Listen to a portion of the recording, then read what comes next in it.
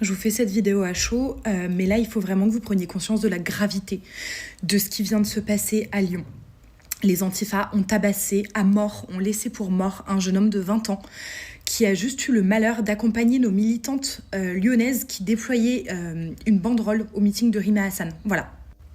Ils l'ont attrapé dans une ruelle parallèle et ils l'ont frappé et laissé pour mort. Et là, ce jeune homme est à l'hôpital, il est dans un coma artificiel et d'après l'équipe médicale, il semblerait qu'il ait très peu de chances de s'en sortir. Voilà. Ça fait des années qu'on alerte sur la dangerosité et la violence des Antifas. On n'est d'ailleurs pas les seuls à le faire, on est vraiment nombreux et le gouvernement ne prend absolument aucune mesure contre ces groupuscules, ces milices qui aujourd'hui tuent des gens dans la rue, voilà, pour leurs idées. L'un des principaux suspects qui aurait frappé Quentin s'appelle Jacques-Élie Favreau et c'est le collaborateur parlementaire du député triple fiché S et leader de la jeune garde Raphaël Arnaud. Voilà. Je vous demande à tous de prier pour Quentin, de prier pour qu'il s'en sorte. Et évidemment, on vous tient au courant de la suite de ce qui va se passer. Ok, donc là, on est sur la 3e agression en moins d'1 mois de la part des Antifas sur des Français parce qu'ils ne pensent pas comme eux. Quand est-ce qu'on va prendre des mesures nécessaires contre ces terroristes, contre ces meurtriers, contre ces gens qui tuent dans la rue? Quand est-ce qu'on va prendre des mesures pour protéger les citoyens français qui ne partagent pas les mêmes idées que les Antifas ou anti-français, on pourrait? Qui va mettre fin à l'insécurité dans ce pays? Non mais dites-moi, qui va mettre fin à l'insécurité dans ce pays? C'est une vraie question que je vous pose. Qui va le faire? Selon vous, qui va le faire? Enfin, je veux dire, là, on est arrivé à un stade où il se passe rien, quoi. Qui protège les Français? C'est une vraie question. Qui, quand et comment? Non, parce que là, ça tue des professeurs, ça tue des gens dans la rue parce qu'ils pensent pas comme toi, ça tue des gens dans la rue parce qu'ils ont pas de cigarettes à te donner. Enfin, c'est quoi? C'est le tiers-monde C'est le tiers-monde, la France, maintenant?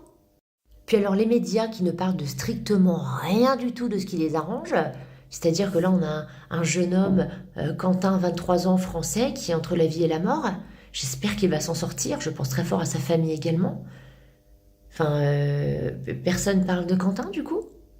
Qui s'est fait agresser par des Antifas injustement? Dans le coin d'une rue? Mais c'est quoi, ça? Je comprends pas.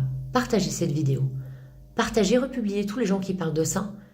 Il faut que ça se sache. Et il faut que ce jeune homme réussisse à avoir justice. Et aussi à s'en sortir. On prie pour lui. Bon courage également à Alice Cordier, qui s'était, parce que cette histoire a débuté de là, à Alice Cordier qui s'est donc rendue à Lyon lors d'une prise de parole de Rima Hassan. Et elle s'est rendue à Lyon avec une banderole en fait qui était à l'opposé d'eux, mais enfin je veux dire, c'est pas parce qu'on ne partage pas les mêmes idées qu'il faut tuer les gens, quoi. Bah oui.